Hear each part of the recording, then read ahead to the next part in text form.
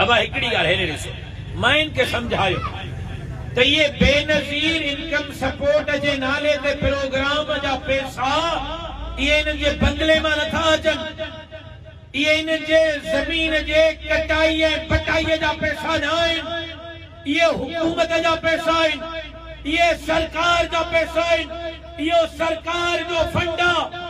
अधु तव्हांजे माइन खे था ॾियनि, अधु पाण था खाइनि। हिकु दफ़ो इक़्तिदार असांजे हवाले कयो, इहे 8,000 16,000 करे असां तव्हांजे माइन खे पहुचाईंदासीं। नालो मोहतरमा बेनज़ीर भुट्टे जो त सम्झनि था त इहे मोहतरमा जे अकाउंट मां पैसा था, भाई ये गवर्नमेंट जा पैसा, ये सरकार जा पैसा। अलाह जे वास्ते पंहिंजे माइन खे सम्झायो, तो माइन खे को ॻाल्हि सम्झायो। तव्हां बेहोश में ख़ुशि आहियो, मायूं बि 8,000 ते ख़ुशि। हिकु त नौकरीअ जो आसरो, रोड जो आसरो, 8,000 बंदि थियण जो दड़को, बस। बाक़ी सिंध खपाइनि त भाई खपाइनि, बहरिया टाउन के सिंध जी ज़मीन ॾियनि त ॾियनि, बेट खपाइनि त खपाइनि, जज़ीरा खपाइनि त खपाइनि, वसीला खपाइनि त खपाइनि, असांजो ट्रांसफार्मर हणाए जाए। सिंध खपाइनि त बाबू आहे, मालिक आहे, असां वारी नाली ठाराए जाए। कारूंजर खपाइनि, छा सॼी सिंध खपाइनि, बाबा असांजो ट्रांसफार्मर लॻे। छोरे जे नौकरीअ जो वाइदो कयो ही, हिन दफ़े चढ़े त छोरे खे नौकरी ॾिजाए, बाक़ी अस्पतालुनि जा पैसा खाए मालिक, अस्पतालुनि जा पैसा खाए मालिक, स्कूलनि जा पैसा खाए मालिक, सैलाब जा पैसा खाए मालिक।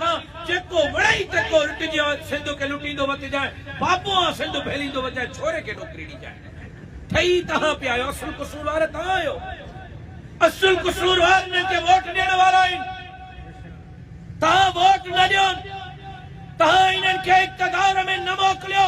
मां ॾिसां इहे सिंध कीअं था लुटनि, मां ॾिसां इहे सिंध कीअं था खपाइनि, मां ॾिसां इहे सिंध जा बेट ऐं वसीला कीअं था खपाइनि। इन्हनि खे तव्हांजे वोट ताक़त ॾिनी आहे, लेकिन अॼु वचन कयो त हिन इलेक्शन में इन्हनि जो ज़मानत अॼुकल्ह रेट बिरयानी जी प्लेट, नौकरीअ जो आसरो, 5,000 कैश वठो, बाक़ी खटण खां पोइ हेॾे हेॾे हेॾे ॾिसो, हे हथ थो वधां, नाराज़ न थींदो। हिकिड़ी ॻाल्हि कयां, नाराज़ न थींदो, पक वाइदो। हे हथ ॿधी पहिरियां ई माफ़ी। 5,000 जो असां वठी वोट था ॾियूं, पंहिंजो सौदो कयोसीं न? जवाब ॾियो बाबा, पंहिंजो सौदो कयोसीं न? पंहिंजे ज़मीर जो सौदो कयोसीं न? पंहिंजे वोट जो सौदो कयोसीं न? माफ़ कजो, हेॾे हथ पहिरियों बि ॿधा त मां वरी थो ॿधां। इहो ॿुधायो त तव्हां वारे कहरनि जे ॻोठ में गॾो घणे खपंदो आहे? गॾह जी क़ीमत 1.5 लख आहे, असां पंहिंजी क़ीमत 5,000 हई आहे। यार ख़ुदा खे कूड़ थो ॻाल्हायां,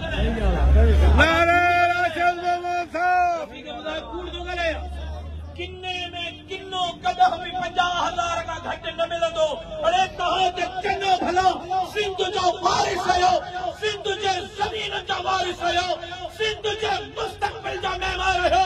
पंहिंजे ज़मीन जो सौदो 5,000 ते न कयो, इहे 5,000 जूते जी नोक ते रखो। इंशाअल्लाह तव्हांजा हक़ तव्हांजे दरवाज़े ते ज़मीन में